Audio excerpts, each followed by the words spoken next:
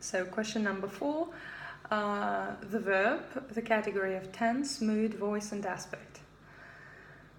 So grammatically the verb is the most complex part of speech. This is due to the central role it performs in the expression of the predicative functions of the sentence. And there are 3 classifications of verbs: morphological, semantic and functional. Morphological classification is based on how the verb forms its main forms. And there are irregular and regular verbs. And irregular verbs have, and there are several groups of irregular verbs. First one, verbs with vowel gradation, like sit, sat, sat. Verbs with vowel gradation and suffix en, write, wrote, written. Verbs with vowel gradation and non-standard suffixes td, like teach, taught, taught. Yeah. Then it's 3. Then verbs with consonant gradation. For example, send, sent, sent. Verbs with homonymous forms. Put, put, put. Verbs with 2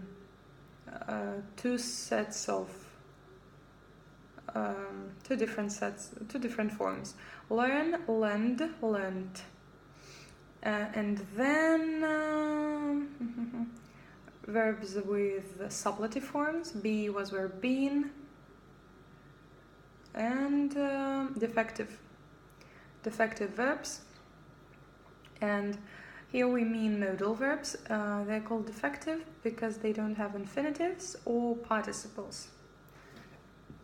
So the next classification is semantic.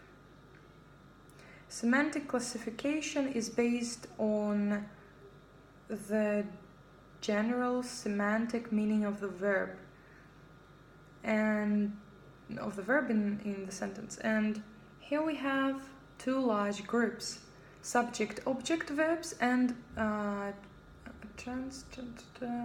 terminative and non-terminative verbs.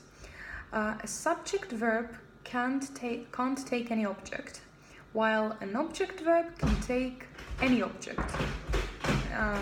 It can be direct, indirect, or prepositional. A terminative verb denotes an action with an action which has a limit in its development, while a non-terminative verb denotes an action with no limit in its development. And sometimes this phenomenon is very clear from the context. For example, I am writing a letter. Writing in this case is a terminative verb. And in a sentence, he writes well, writes is a non-terminative verb. And then we have functional classification, which is based on the function of the verb in the sentence. And here we have notional verbs, semi-auxiliary verbs and auxiliary verbs. Notional verbs denote an action or a state and can be regarded as independent members of the sentence. And function as independent members of the sentence. A semi-auxiliary verb is used to form a certain syntactic structure, while an auxiliary verb is used, functions as a word morpheme and is used to generate analytical forms.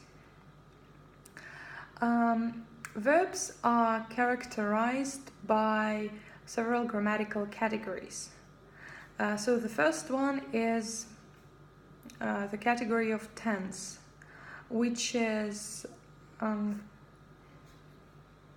So the category of tense expresses the relationship between the time of the action and the time of speaking.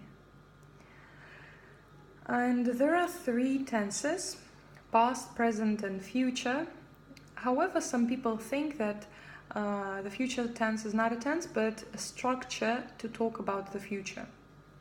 And there is also one more tense, which is the so-called future in the past tense, which when the future is looked upon from the point of view of some moment in the past.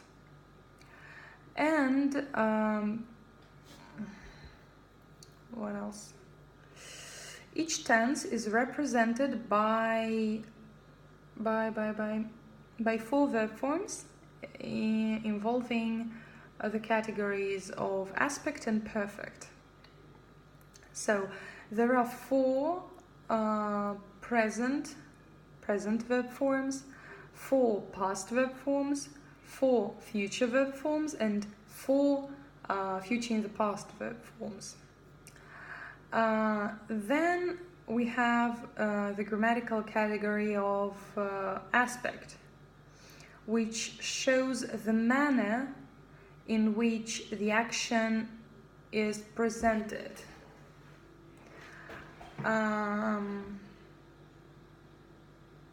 It's constituted by the opposition.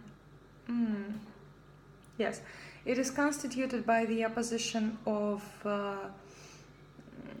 the progressive continuous form, which denotes an action as a developing process, and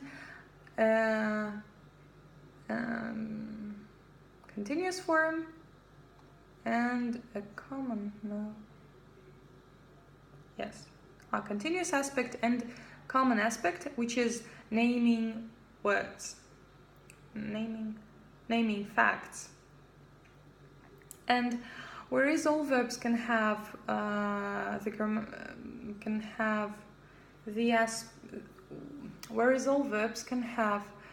common aspect, there are some verbs that can't have the progressive aspect, continuous aspect, and these verbs are called statal verbs.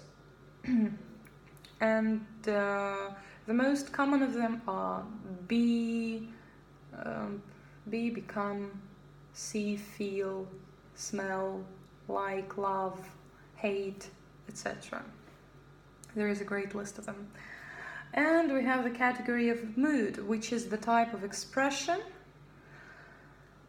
The type of expression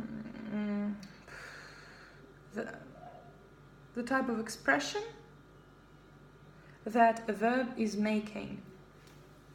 It relates to the speaker's feelings, to the reality of what he's saying, and mood.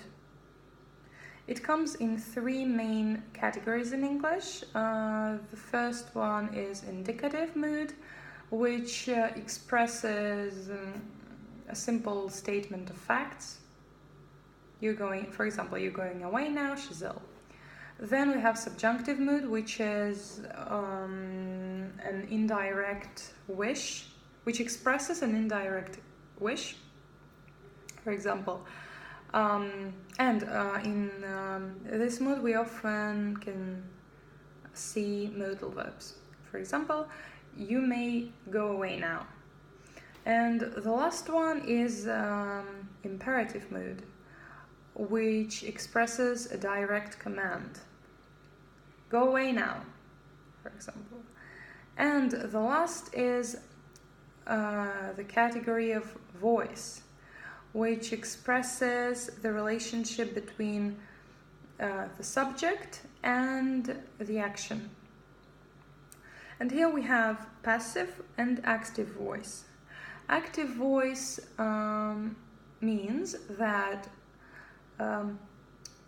the subject is the doer of the action, while in passive voice the subject is the one who receives the action. So he is not the doer. He does not do it. That's all, and I am very tired. And I have one question more to go. I wanted to make it 5 today, but maybe I will, because it's not very big. It's not big. Okay, I'll try.